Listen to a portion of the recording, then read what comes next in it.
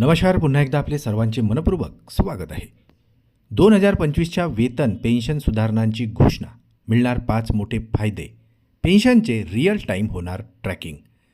चला तर पाहूया याविषयी सविस्तर अपडेट. त्यापूर्वी आपणास विनंती आहे की चॅनलला जर पहिल्यांदा पाहत असाल आणि अजूनही सबस्क्राईब केलेलं नसेल तर चॅनलला सबस्क्राईब करा, जेणेकरून नवनवीन अपडेट लवकरात लवकर तुमच्यापर्यंत पोहोचतील. आणि आपल्या हक्काच्या चॅनलला फॉलो करायलाही विसरू नका.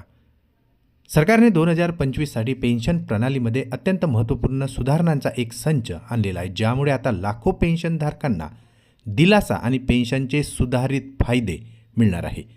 या योजनेअंतर्गत पेन्शन खात्यात जमा करणे, किमान पेन्शनची रक्कम वाढवणे असे पेन्शन प्रणालीमध्ये बदल करणे हे महत्त्वाचे उद्दिष्ट असून चला तर पाहूया पेन्शनधारकांना अजून कोणकोणते फायदे मिळणार आहेत. सर्वात अपेक्षित बदलापैकी एक म्हणजे किमान मासिक पेन्शन रकमेत वाढ करणे. पात्रता आणि योगदानाच्या वर्षाच्या घटकावर आधारित किमान पेन्शन रक्कम वाढवणे हे आहे.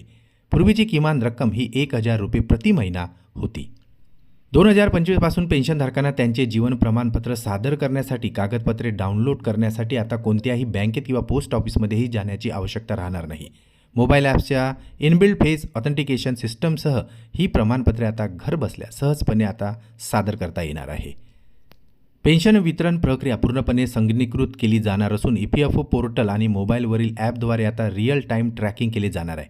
पेन्शनधारकांना आता प्रत्येक व्यवहारासाठी SMS, ईमेलद्वारे सूचना देण्यात येणार असून पेन्शनचे पैसे दर महिन्याच्या 1 तारखेपर्यंत आता जमा होणार आहे.